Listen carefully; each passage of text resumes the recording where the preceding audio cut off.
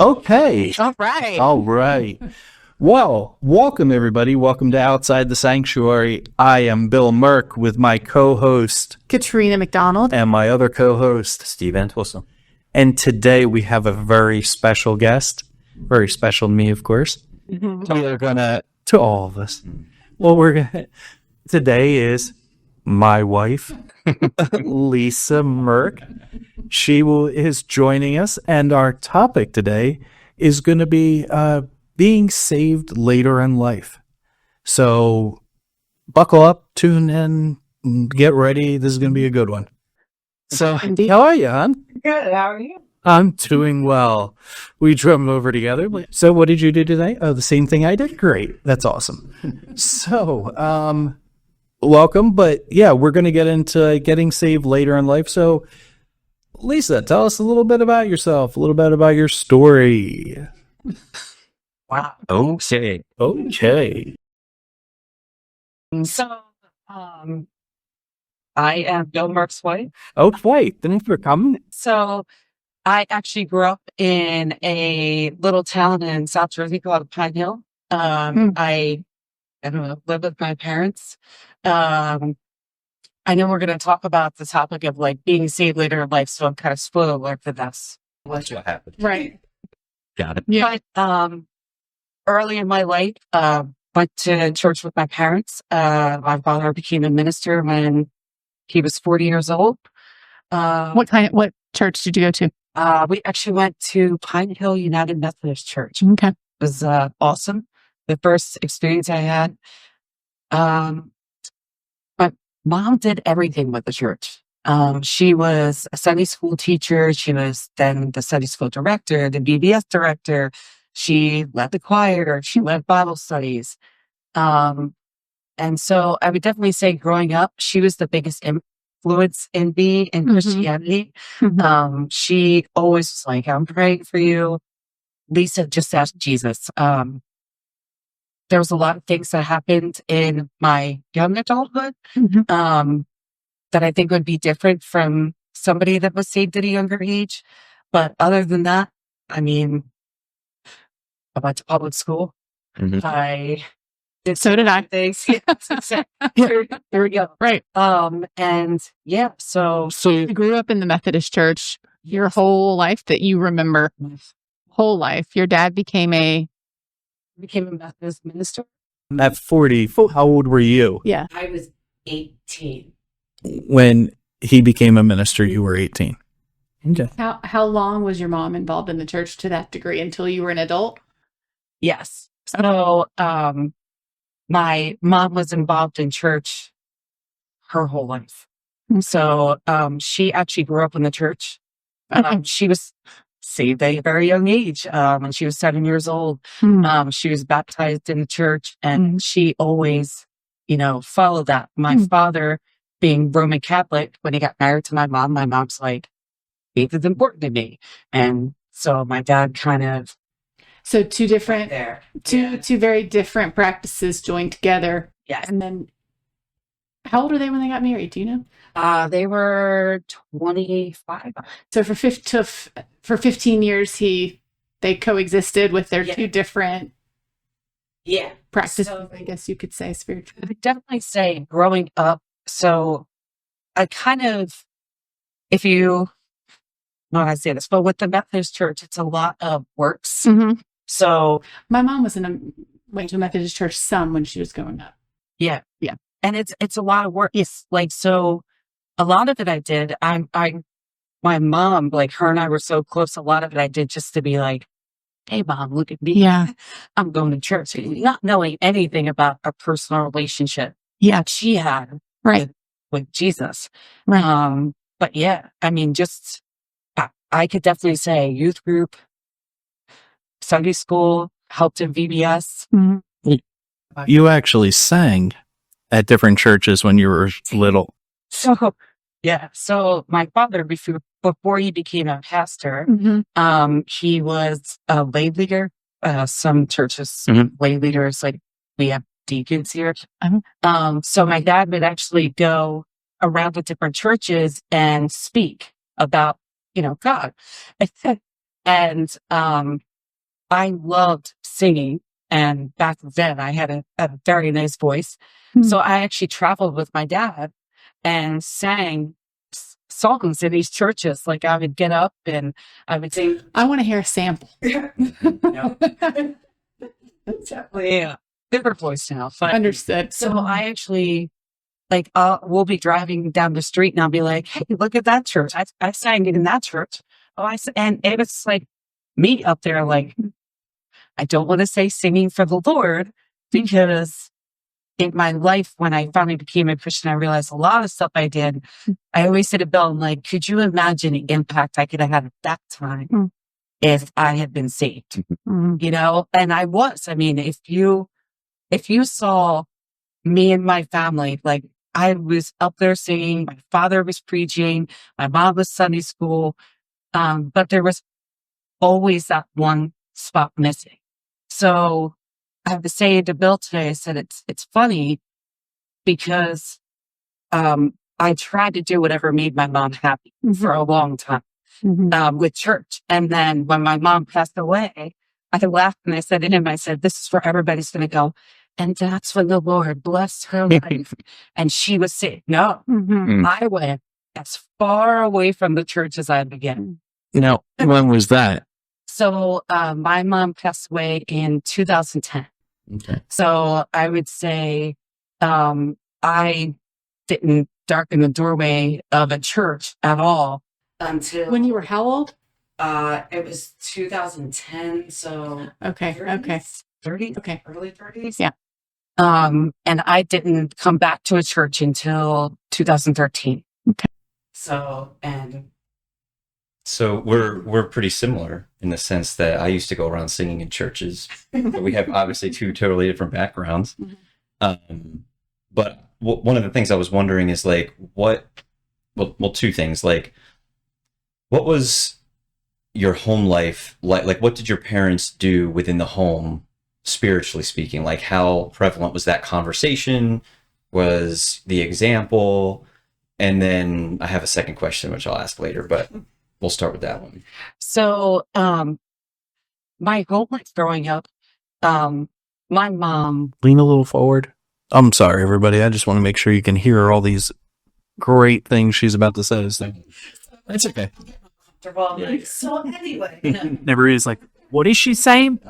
so my life growing up, my mom was really, so my dad used to travel for work.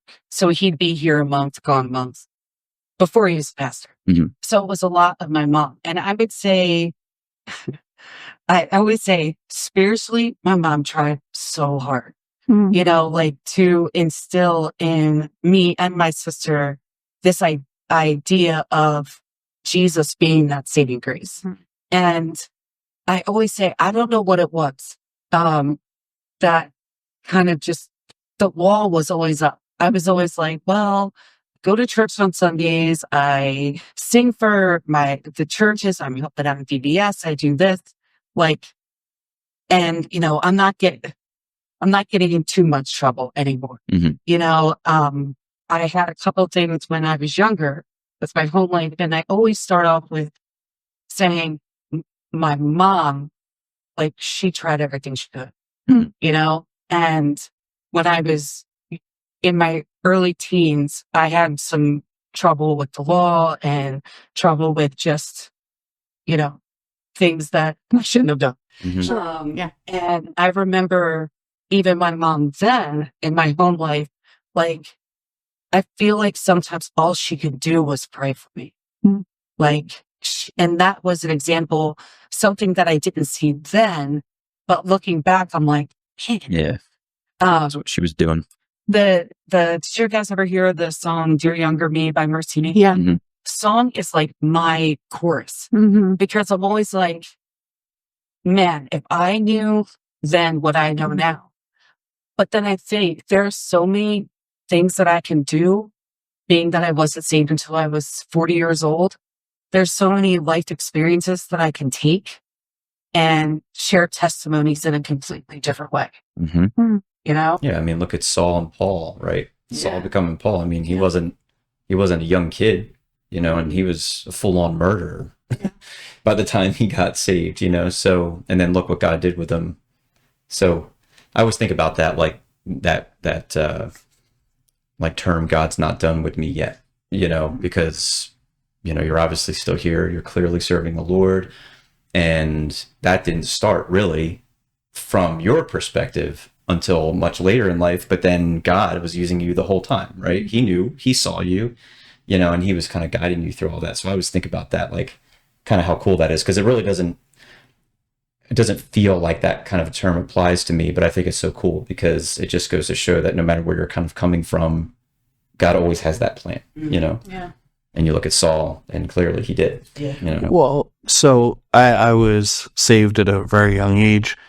And so the difference, and I don't want to like, your kids should be saved at a young age. I'm not like, oh, no, tell them later in life they should get saved.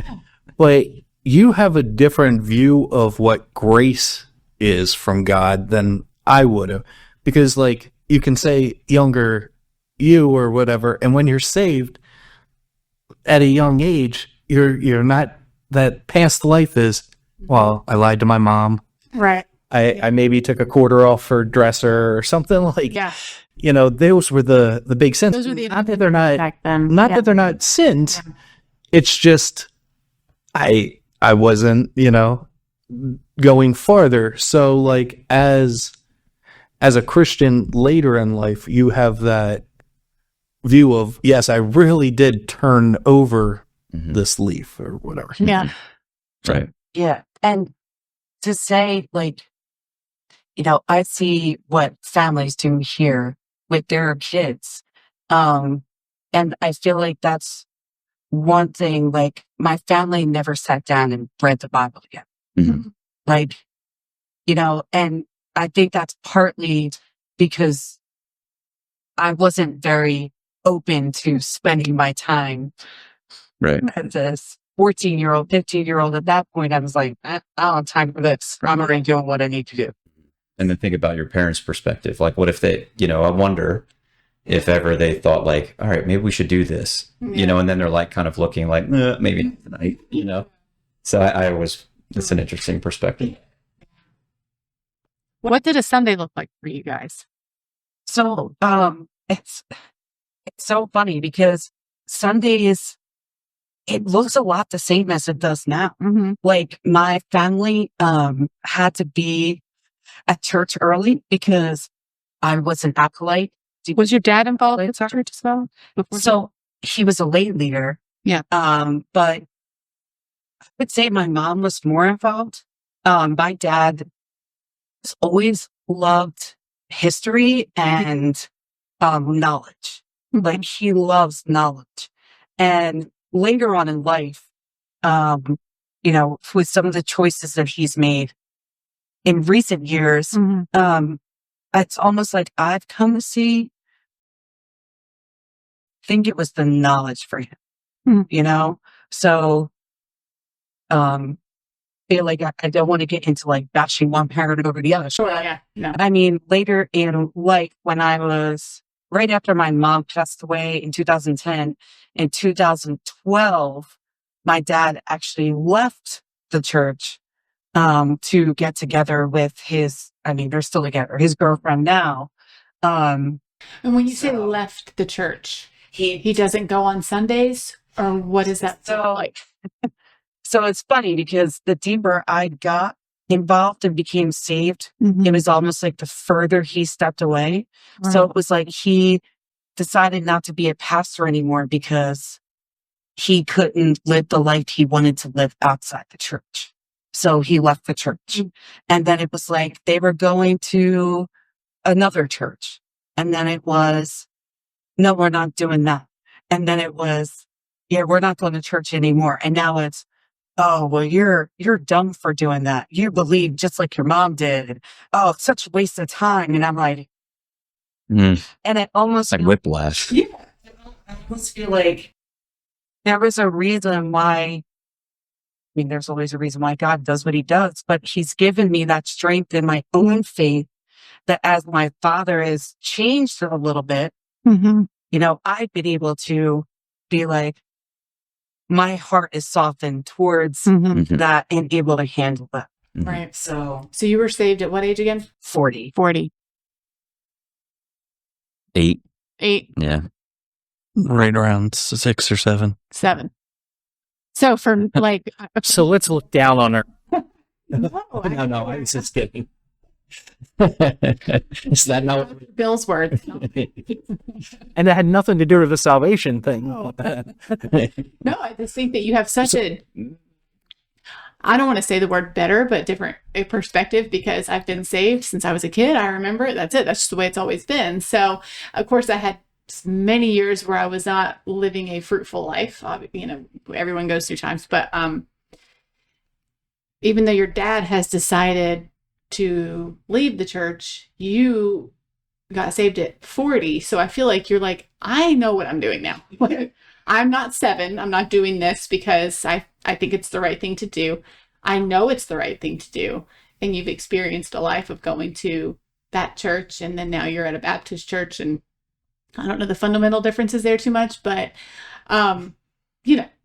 Yeah. Well, Yeah. Let's see. That was one of my questions, is what are some of the biggest core differences in the two churches? And I don't know if you want me to ask that right now. Right, can we? Absolutely. So I would say one of the biggest things that stand out to me Mm-hmm. on the difference in the churches. Okay, so I'm sorry, but I will say this. One thing I remember being in youth group in the Methodist Church, and you know, we would hear about Baptists and immersion baptism. Oh, okay. Mm-hmm. And I will tell you they're water dunkers.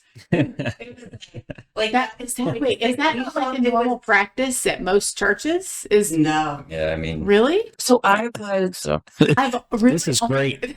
I've really only ever attended like either non-denominational or Baptist church. Okay. I was raised in a Baptist church, went non-denominational for many years in PA. Okay. yeah. Now I'm married to Vince, obviously. I go to Right. So let's get Lisa out of here. So we're going to talk to Katrina about what it's like to be a Baptist. Thank you, Lisa. It was great to see you. So I You're would welcome. definitely say that I love that idea, because in the Methodist Church, it's more of I was So what is it? in Yeah, when I was a baby. that's what they do. Yeah. So like the little Yes. tapping of the water on Yep. the head. And your parents basically saying the same thing, that they're going to watch over you. Right. The church is going to watch over you. Yeah. And then when I was in 6th grade, that's when I could make the decision to be a part of the church. So I went So to like become a member. class. Yeah. Well, Okay. I so think it's like the biblical church, yes. not like the local church. Okay. Yeah. So like it was almost like that pass of like, okay, now you're old enough to make these decisions. Yeah. But at that point it was like, what decision am I supposed to make? Mhm. Like, Right. so that's I would say the baptism, and the other big difference is the idea of, and I don't know if it's again Methodist and Baptist stuff. Yeah. Yeah. So sorry. This is great. But not- People listening, they're like, I'm Presbyterian. sorry. So I think like the biggest part for me is, and maybe this is just, what we're learning here and what I see from people about grace and mercy Mhm. and the sovereignty of the gospel and God. And in the Methodist Church, it was like, how many things can you show up? Yes. Right. How many like dollars can you give? How much Yeah. time can you put in? Like, But that's not really too dissimilar from how I was, yeah. the experiences I had growing up. Hmm. It wasn't like it was a thing that Yeah. What church did you was grow up? Baptist. Okay. Yeah, and like, non-denominational, Mhm. independent. Yeah. The phrase All I those was heard was phrasing. independent, Yeah. fundamental, Bible-believing Yeah. Baptist church. Okay. That's what I heard Yeah. for 20 years. Okay. But so while the leaders of the church, pastor and all that wouldn't say like, oh, in order to earn favor, you have to be here or give more. It was always like, well, you know, you're part of the church and you're a Christian, so why wouldn't you be here? Why wouldn't you want to be here when the doors are open? Because that's an opportunity to serve. And why wouldn't you want to contribute, you know, your finances? Because, you know, in the scripture, we see that you're supposed to give 10% right off the top. And then above that, if you are so led, and, you know, the differences between tithes and offerings. That's why you always hear those two phrases together. The tithes are a set amount off the first fruits of your labor. And then the offering is what you can give above that. Okay. Yeah. But, you know, so it's interesting because I've kind of heard the same, very similar mentality growing up, even though they were clear, this is not how you get saved. The Lord loves you no matter what. But it was sort of like, yeah, but you're saved now and you should be here. And if you're not, why weren't you here? You know, like, so despite everything else. And honestly, the only other difference is in how you sing, praise God from whom all blessings flow. Because we sang it really fast. Slow. Now we don't sing it at all. We should be. I should be singing it. But now that I said it, you know we're going to hear it in a couple. Soon as every time it's like, order calls. Bill's wrong. Here we go. So get ready for the doxology, everybody. Just rolling that one out there. I grew up with altar calls. Text and PV right now. Yeah, good. So, and I when I came to Immanuel, I was like, why doesn't he do altar calls? But I learned on the podcast he doesn't do them anymore. You know, he doesn't do them. But he did it like immediately as soon as the next week after the podcast. The church. Yeah, That wasn't an altar call. That was just a call to salvation, right? Yeah. He wasn't calling people up to the stage to bow. And He never has done that. Did altar calls and had deacons or prayer leaders at the waiting. Well, maybe we'll do that in the future. I really think we should bring back the greet your neighbor. No, we're not getting that. What is wrong with you guys? So my wife Lisa is here, and Okay. Yeah. So anyway, but besides just like tell us about how you came to Immanuel, like why Immanuel? So, funny story. I know.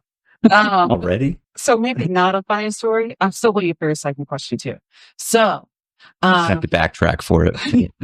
so how I got to Immanuel is actually, it's only by God, honestly, because I'd actually been friends with somebody whose parents come here for years and years and years and years. We realized that we were the only two of our friends who were part of a church at some point. And we were kind of like, we should go surprise your parents and sit with them in church. And we did that. And it was like, I never left. We're not throwing names out here. I think names would be good. So, Nate Craneveld, the Cranevelds. Are you kidding? They worked together. They were good friends. And, so his parents went here and he was like, Obviously. He's one of the main reasons we're here. So Yeah. Shout out to Nate Craneveld for bringing people in. Wow. So, Thanks, Steve, by the way. hey, no problem. Just saying. I did say one of the main reasons. So don't be too defensive. Would be like you to put it back on you. That's another podcast. It should be every podcast. God. So back to Nate. Let's talk about how great Nate is and how I do nothing. He's great. Yeah, I don't see him sitting here. He is. Yes, he's an awesome guy. we were friends for a long time in the bank, and it was just, having a conversation came up, but he was like, hey, let's go to church to him. You're like, I got nothing better to do. Yeah. So we started coming to church, and I'd be 100% honest, for the first almost 8 months, I hated it here. Yeah. Is it uncomfortable? So Like you weren't in a place where you felt like No, I was like, welcome. Why 8 months then?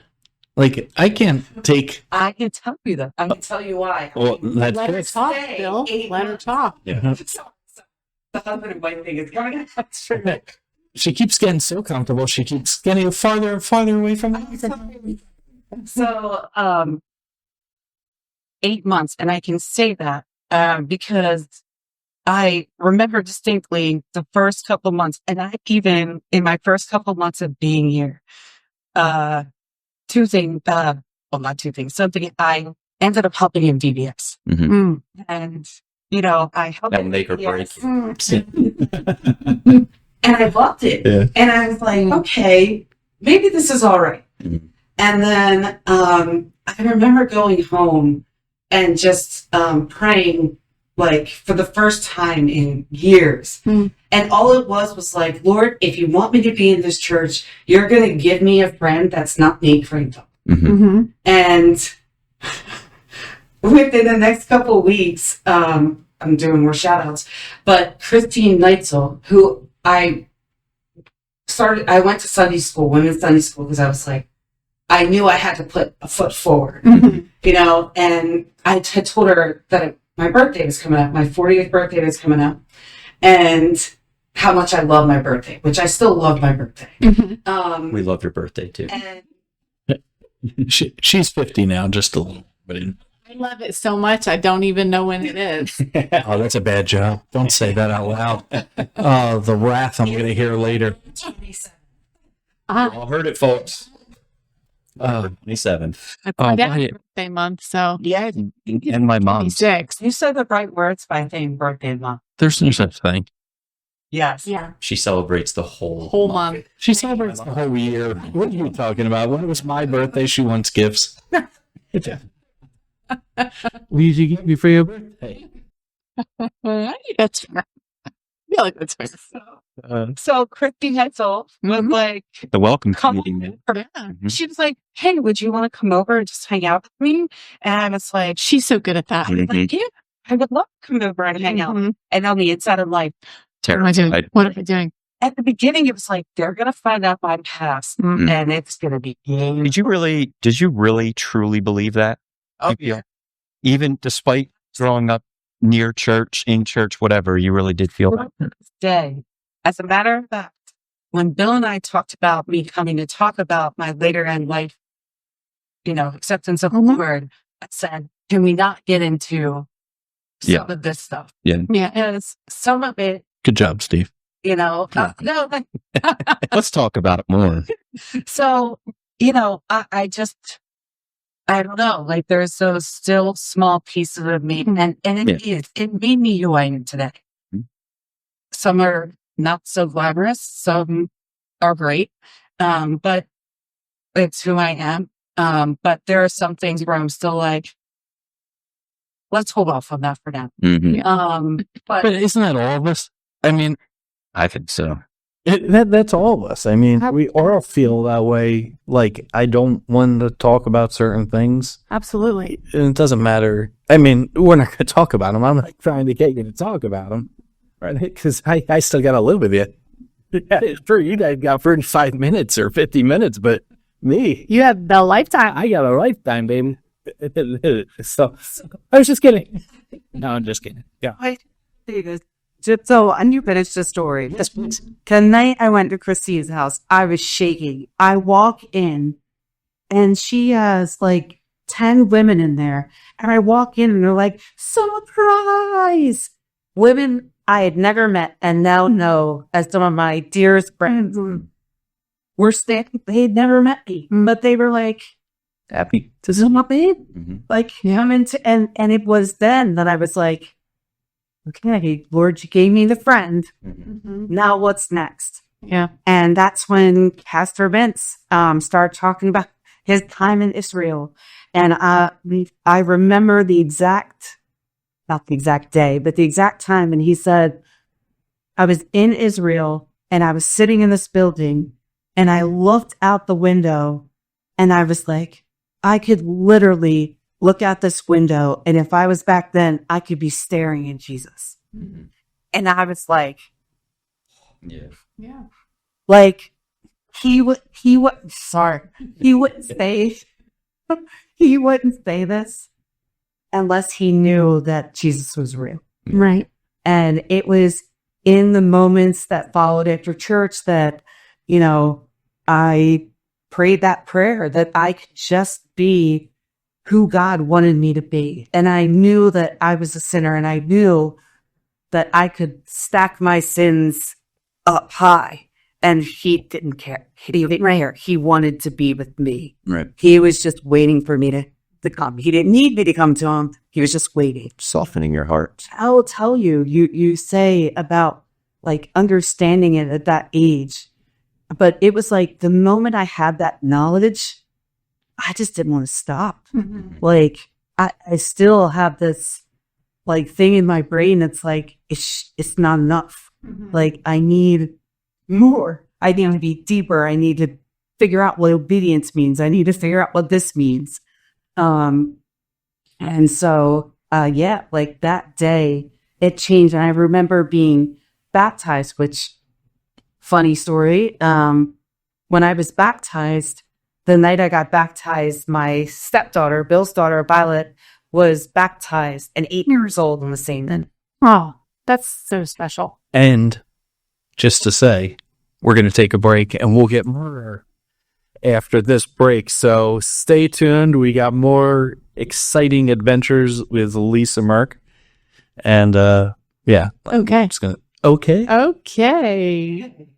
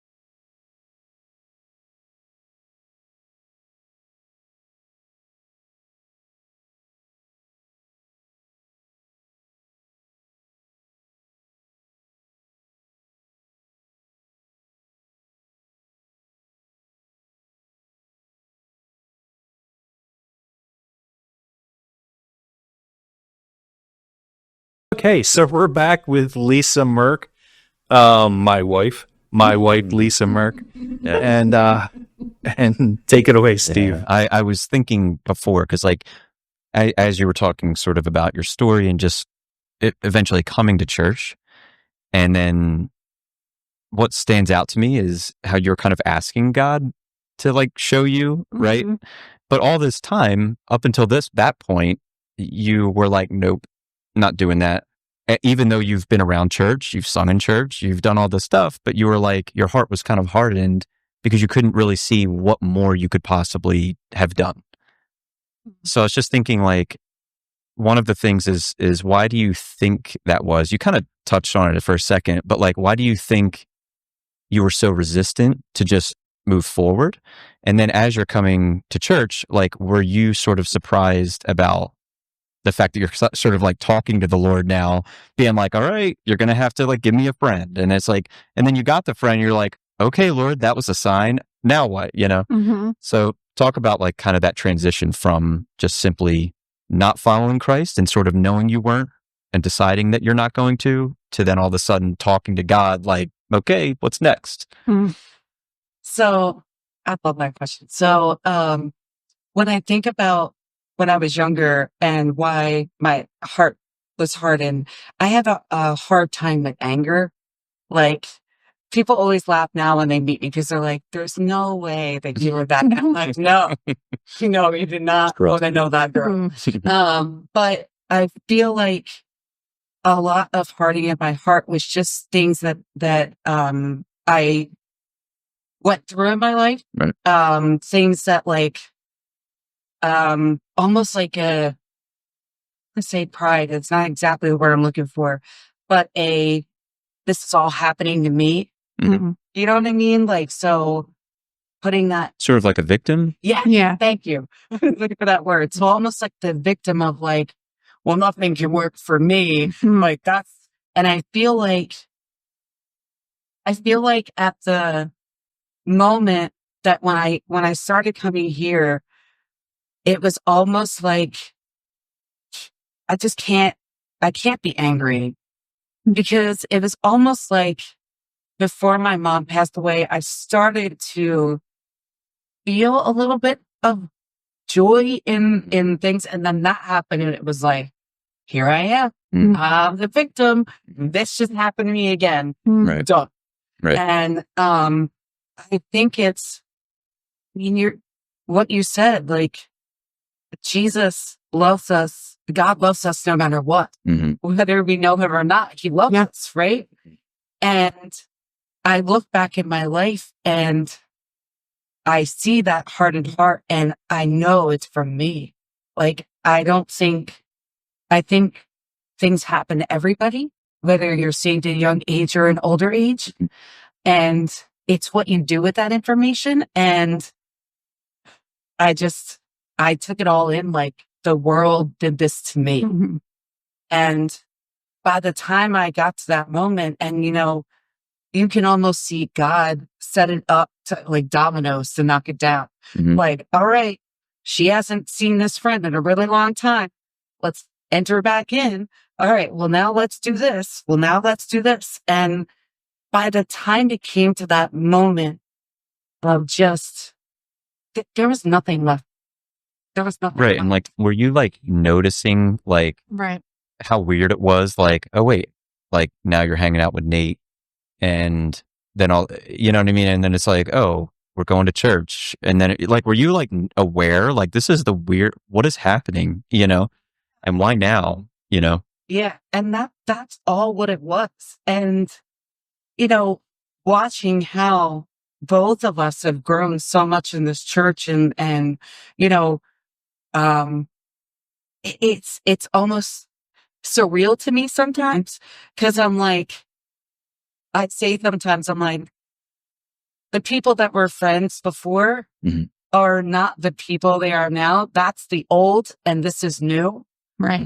And I feel like my heart was so soft towards what Pastor Vince had to say, because I finally was like, okay, like, I have nothing, like, there's nothing else that I can do except, like, either Submit. fall off a bridge, right. Yeah. Or just move forward. move forward. Yeah. So that's really where the softening was. I said to Bill, even, like, I was like, I just don't want anybody to bill my. That's why you caught on that I laughed at that. That was good. That was funny. Because I smiled as soon as she said Bill. I'm like, does everybody know who she's talking about? Married. My husband. So, First time she got close to the mic, that's for sure. so You're doing a great job. Despite Bill. Yeah, I shouldn't be here. so Mouse. You're I right. was telling him that, like, I don't want anybody to think that I was down. You hear some testimonies of people who were saved later in life, like, they were so down in the ditches. They had no money left. They had Bottom of the barrel. Yeah. Situation.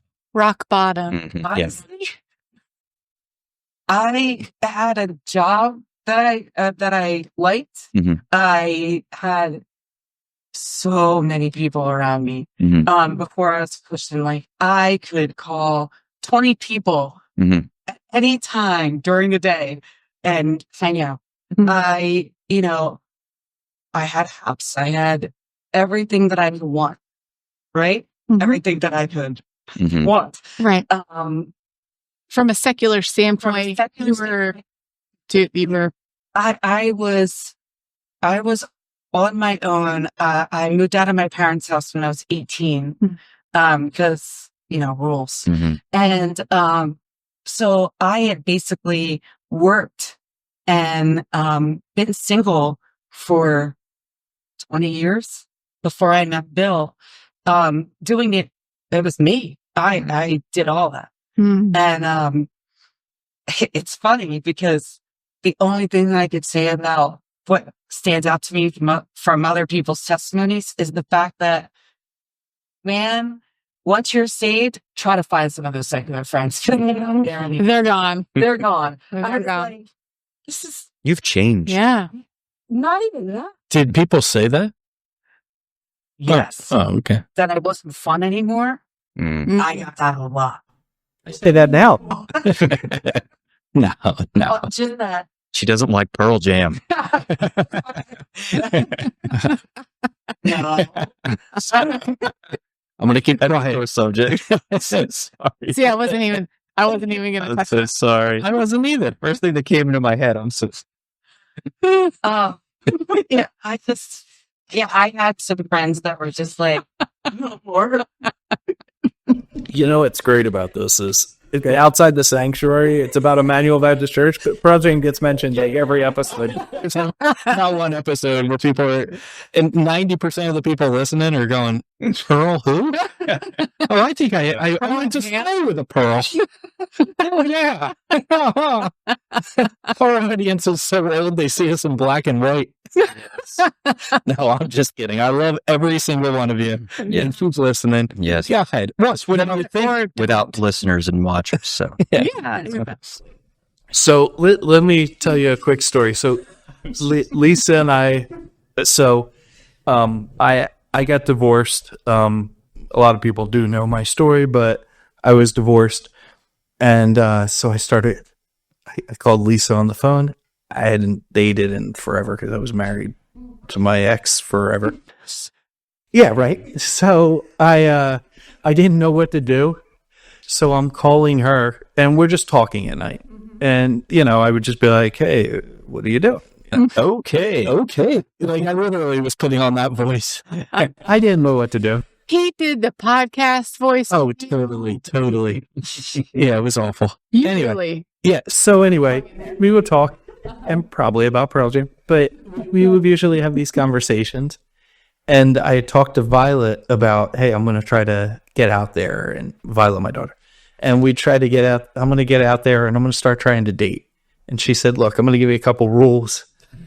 Like, don't Your go daughter's crazy. giving you the dating rule. Oh yeah, like I don't go totally see that. totally too old. Don't go totally too young. Like, don't start dating somebody like 4 years older than me. Like stuff like that. Yes. which would be Alexis and Ethan. that's a healthy. That's a healthy. I support Yeah. those rules. Right. So she gave me a whole bunch of rules. I want her to go to church. And I'm like, yeah, I want her to go to, Yeah. So I'm talking to Lisa one night, and I said, yeah, so I'm looking for somebody like in my age group, probably like 5 years older, 5 years younger.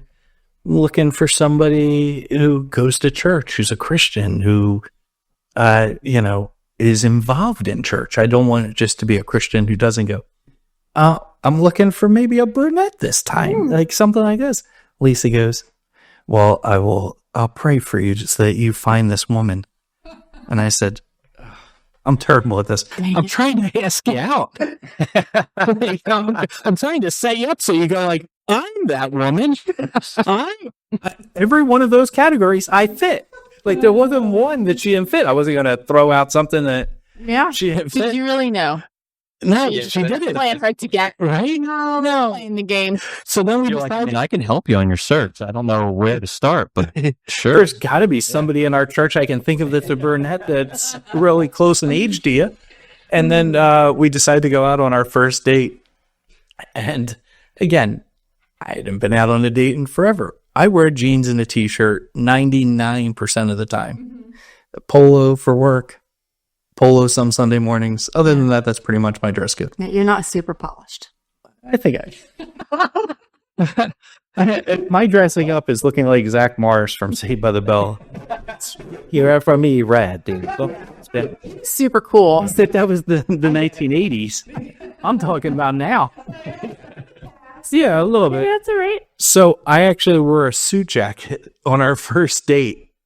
A blazer. A blazer. I Wow. and she was more uncomfortable than she's ever been. We are the most uncomfortable people. We went bowling and we were like, we were like, Oh, poor Lisa. Oh my gosh. It's bad. So anyway, there's our story. Oh, that's Like, go back to, if you can ask a question So funny. about, bowling. We did other things first. We went to round one, which is kind of like a Dave and Buster's. It's over in Thetford. So we played, all kinds of skee ball, and we did all those things, but they have bowling there too. Anyway, nobody cares about Not that the part. point. Yeah. Look, go ahead. You ask a question about a VR bowl. So, is that virtual reality? Yeah. Ugh. yeah. Okay, we're not going off subject. So you are saved at 40.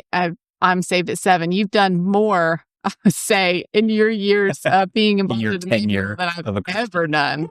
I mean, I've been a Christian since I was 7. I would never teach a Sunday school class just because I don't feel like I have that knowledge, Mhm. So how do you go? Do you, even though you got saved at 40, do you feel like you dip into that knowledge that you had, that you got as a child growing up in the Methodist church? So I would be 100% honest. Mm-hmm. When I was younger, living with my parents before I was saved, I never opened a Bible. Mm. Never. I never read the Bible. I read the verses that like they taught you in BBS or in youth group, Mhm. or like if we had like a small group study in youth group or something. Mm-hmm. But like for me, never studied the Bible. So when I became a Christian, or when I was saved, it's funny, like again, seeing how God works. Mm-hmm. For my job, I'm actually a facilitator. So I stand up in front of groups of people, or not now, Yeah. online, Virtually. Yeah. virtually, teaching people. So I feel like a lot of those skills of me being able to facilitate was there already. Mm. So then, I don't know if you've ever opened a brand new book and you're just like, what does it say? Mm-hmm. That's the way the Bible was for me. Mm. Like, it was like feeling of, I'm never going to know it all, or I want to know it all right now. Mhm. Right. Yeah. And I think it's funny. I remember before we were even coming to the church, I had filled in for music for Nate, Yeah. I think one time. And I remember standing in the green room, and you were there, and you were like reading John. And and I can't remember exactly what topic it was, but you're like, I'm reading John. I'm going to Pastor Greg, and I'm asking him, like, what does this mean? Why? And it might have even been predestination. I think it was something talking about predestination, which like Romans. But you're like, why? And you're like, but the thing he told me is just, don't get ahead of yourself. Mm. You don't have to worry about that right Yeah. now. You're saved. Be happy you're saved. And just, read, and you might have even said, read John, because you probably were in Romans, like Yeah. going crazy. And, but I'll never forget that, because I was like, wow, like she is really ambitious in a good way, like not out of the realm of possibility or anything. It was just like, she's really hungry to learn about the Bible. And even me thinking like, well, dude, I don't even know. Like, just thinking like similar to you, where it's just like, you got saved at 40, I've been saved at 7. Yeah. What do I know? Wow. And you're like a rocket, Right. Yeah. just shooting to the moon, with your knowledge. Pastor Greg has probably been one of your biggest mentors as far as helping you understand. Even now, you'll ask me, and then when I don't know, you go to Greg. For Greg, like, I know some things, but I mean, he's a pastor. he's a pastor, and I'm just a layman. he's always been my go-to. Yeah. So now with facilitation and getting into teaching Sunday school, that is my, like, I feel jam. most whole Mm. there. What inspired you to start doing that? Sunday school. Mhm. So Oh, sorry. I thought I was going to get credit. Again.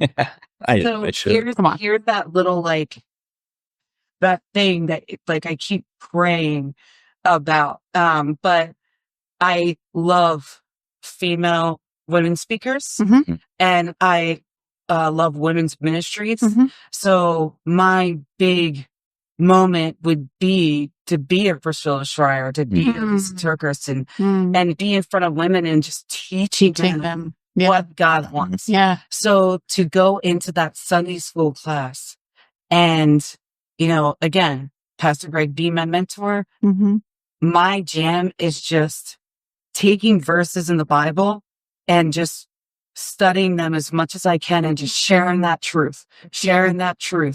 Have you invited any past friends to your Sunday school class? Or to church? I don't want to say past friends, but friends. So, I, funny enough, because we all work together, Nate actually invited some of our old friends to a coffee house. Yeah. And they did come out. And so I was able to see them there. And just recently at the Easter egg hunt, one of the same girls brought her, I believe her grandkids to the Easter egg hunt. So it's like we see each other every now and then. But all it takes is a seed. That's awesome. Yeah, and that's all I keep thinking about. Yeah. The thing that I do want to say is, and I guess I'm backtracking, because I don't want to leave it on like, oh, once I was saved, I lost all my friends. I went through some really hard times of like, will I find those friendships that can give me a place to go, give me somewhere to talk? And God has supplied them. Yeah. I mean, a lot through the community groups and just getting to know women in the church. And a few weeks ago, Deb, Steve's wife, we were joking around about my age because I'm older than most of the people I hang out with. And Deb said, "You're not older than me. I'm older than you." And I was like, "What are you talking about?" And she's like, "You've only been a Christian for 10 years." And it was like in that moment, I looked at her and I went, "You're so right." like I said, I didn't say to her, but later on in the night when I was praying, I was like, "Lord, like, yes, that 40 years before I was saved is 40 years, but I'm promised an eternity with you." And John 6:68, man, you have eternal life. Where else am I going to go? Right. Yeah. That's it. Right. That's it. I don't think any story is different, whether you're saved at 7 or 70. God's grace and mercy is there for you. And that's exactly what I think the whole point of it is, whether you're saved late in life or saved early in life, is Jesus is waiting for you. He's waiting for you to open your heart to him because he already loves you. Right. What do you think, right now? Yeah, no, but tell me about that, right? You love teaching just teaching women the Bible. And what do you think kind of like, have you thought about sort of like what the future is with that path for you? Yes. I like that question. So,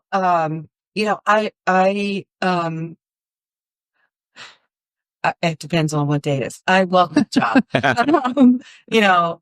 I've had conversations about how sometimes being at the company I'm at, I'm not doing exactly what I want to do. If I could say how what I see and what I feel God is leading me towards, because He's consistently giving me like opportunities, and the knowledge to put myself in front of women and talk about God. Right. I mean, my dream is to just travel around and talk about God. My dream here is to have all the women of the church come in and just get together and to be one. And I have so many ideas that because of my work, I can't put completely in place, but I see a women's retreat here, a women's conference here. Yeah. Like where women can just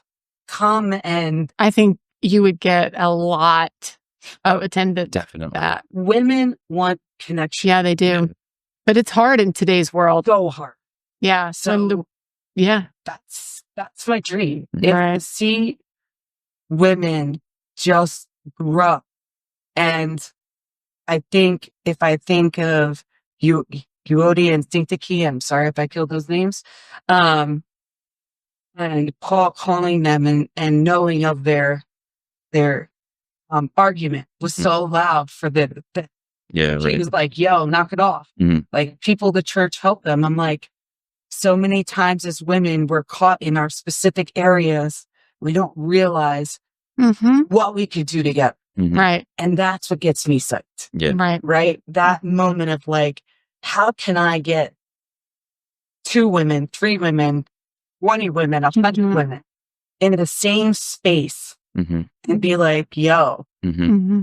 this is God and this is what he can do for us when we're connected at Yeah. the fellowship. Mm-hmm. So I keep trying to push her to do a podcast, a women's podcast, and that it doesn't have to be outside the sanctuary. It could be your own women's podcast. Wouldn't that be great? That'd be awesome. But do you guys have anything else? Because we do have to kind of wrap up, and I guess I love seeing you, and I know I'll see you in about 3 minutes. But we'll get an episode 2. We'll get an episode too. Oh, yeah. Cool. Well, I just want to thank everybody for listening. We're getting so many great responses. I really do appreciate it. I know Vince is one of my dear friends, but it is so awesome having Katrina and Steve here as well. And thank you, Hunt, for doing this. I know it was going to be a little nerve-wracking, but did we do okay? yes, you did. You guys are great. You brought it. Yeah. You brought it. We all know it was not Bill. It wasn't me. I didn't bring it. I'm just trying to get you to fuck. I hope people listening are going, that poor Bill. He's a good guy. He's okay. Yes. He's okay. So follow, like, subscribe, do all those fun things, and we will see you next time.